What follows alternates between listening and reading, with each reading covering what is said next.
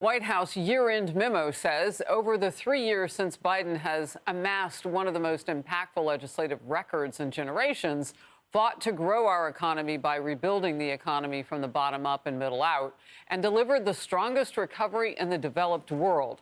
They also took the opportunity to tear into Republicans who they say, quote, don't have a plan to lower costs, end quote. Steve Forbes, chairman and editor-in-chief of Forbes Media, is here. Okay, let's just start with what is myth and what is fact in what they're putting out. Well, the fact is the economy got worse when he took office. It was growing at a good pace when he took office, first quarter of 2021. We know what happened to that. Even today, they can barely get it above 2%, which is miserable European-style growth rates. The growth that we've seen in jobs recently have come mostly from government and healthcare, not a broad-based recovery in jobs. Millions of people are still not in the workforce. And the cost of living is much higher today than when he took office. So this myth they have, oh, we inherited a terrible economy. No, you inherited a good economy and you made a mess of it. So what about the myth that the American people are not feeling what's really happening? They are feeling every time they go to the supermarket. Yeah, something may come down, something else is going up. Our educational costs for college is going down? Don't think so. Healthcare costs, unless you get a subsidy, they're not going down. Too big, huge expenses. And people don't have faith in the future.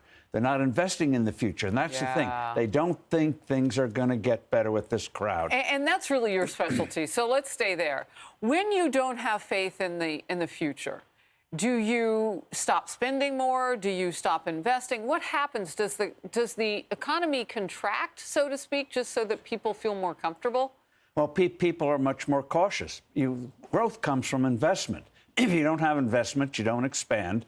And businesses are very slow to do investment because they know this administration is hitting them. Look at the massive number of regulations. Literally, more regulations, costly regulations come out of this administration than any previous one in history. That's a hidden tax. And the Federal Reserve, oh, they may reduce interest rates next year. They're still much higher than they were a couple of years ago. So a lot of commercial businesses may get a little bit of relief, but not enough. Bankruptcies are rising, and a lot of people, some people doing very well, but a lot of lower-income people are stretched badly. Okay, I want to get to this. Inflation is up since Biden took office, and Americans are feeling it. We haven't really dug in on inflation because, you know, the White House likes to tell us that things are coming down, things are getting cheaper. No, inflation is still rising, just at a slower pace. That means the prices are still going up, the already sky-high prices, and people are feeling it. As Steve just said, checking out at the grocery store. Milk, eggs, beef. Look at your screen. Milk up 15%, eggs up 46%, and ground beef up 35%.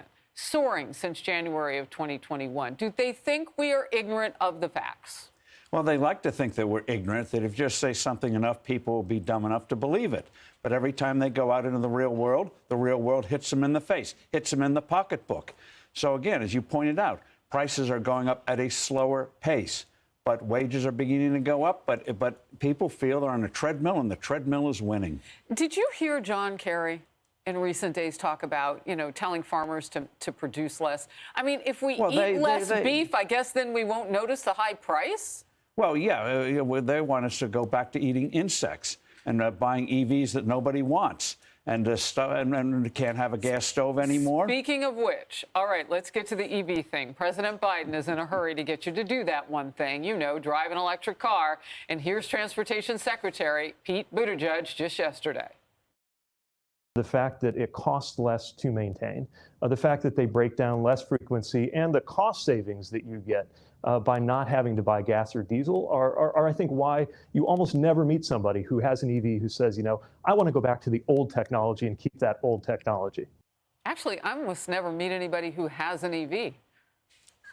I mean, there's so many large structures on the East Coast. A lot of these landlords don't want those cars on multi-levels of their buildings because they're so hot, they're so heavy.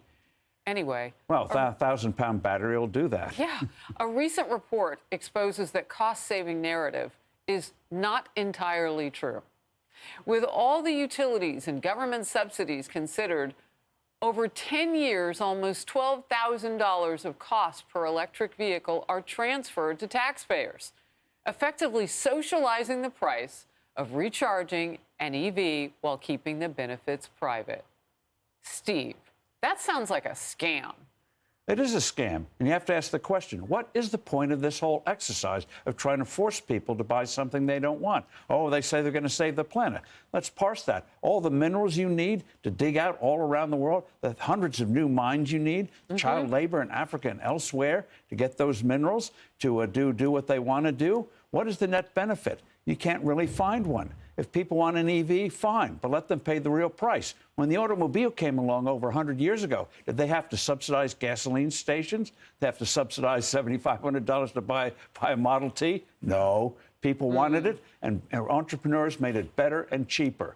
Entrepreneurs here, government subsidies. The only one that makes money on EVs is Tesla. The rest are General Motors. If they don't change their ways, they're going to need a federal bailout. They're headed for bankruptcy. Well, and the market is deciding it. I mean, you talk about the cost of it. You talk about the heaviness of that battery. You get into an accident with that battery. Our insurance company is going to replace that multi-thousand-dollar battery. I mean, there are just a lot of open-ended things. And the technology is just starting to grow. We don't know where we're going. Could be great. How do you recycle that 1,000-pound battery? That's a great don't question. Ask that question. So they want to be green, but they just don't want to really be green. It's a cult. It's one of these things people don't look back on. What were those people thinking? Answer, they weren't. Steve Forbes, Merry Christmas to you. And thank you for Thank being you. here. Hey everyone, I'm Emily Campagno. Catch me and my co-hosts Harris Faulkner and Kaylee McEnany on Outnumbered every weekday at 12 p.m. Eastern, or set your DVR. Also, don't forget to subscribe to the Fox News YouTube page for daily highlights.